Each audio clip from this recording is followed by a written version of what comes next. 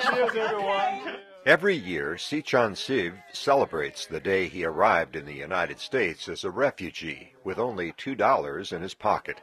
As he says in his new book, Golden Bones, Sichan Siv is a lucky man.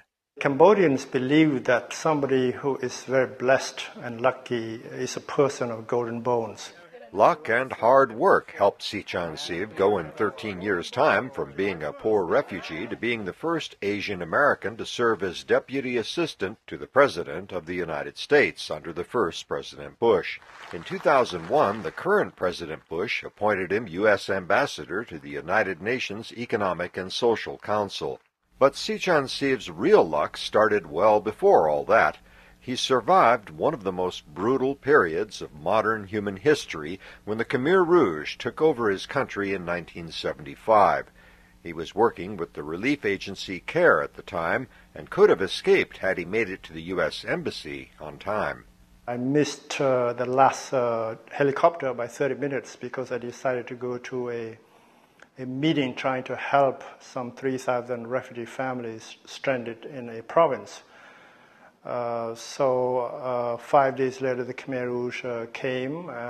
They emptied the cities and all the urban centers, and they put everybody to forced labor. He lost his mother and all other members of his family in Cambodia's killing fields, and nearly lost his own life as well. So I survived 10 brutal months under the Khmer Rouge with countless brushes with death.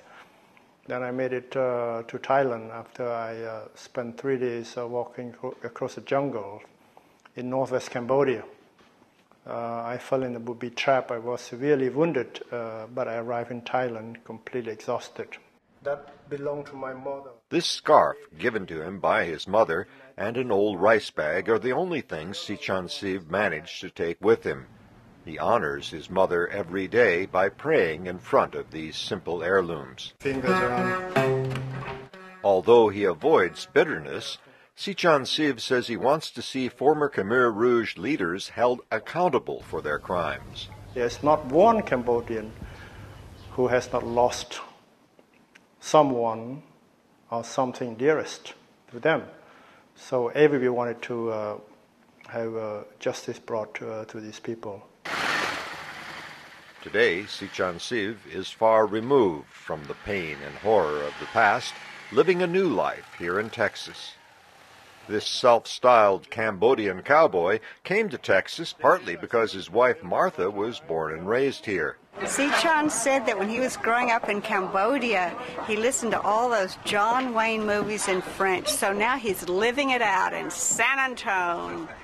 As for his book, Sichan Siv says he hopes readers will find his story inspiring. I hope that they will understand that in America everything is possible, that when you have dreams, you can turn your dreams into reality. Flakus, VOA News, San Antonio.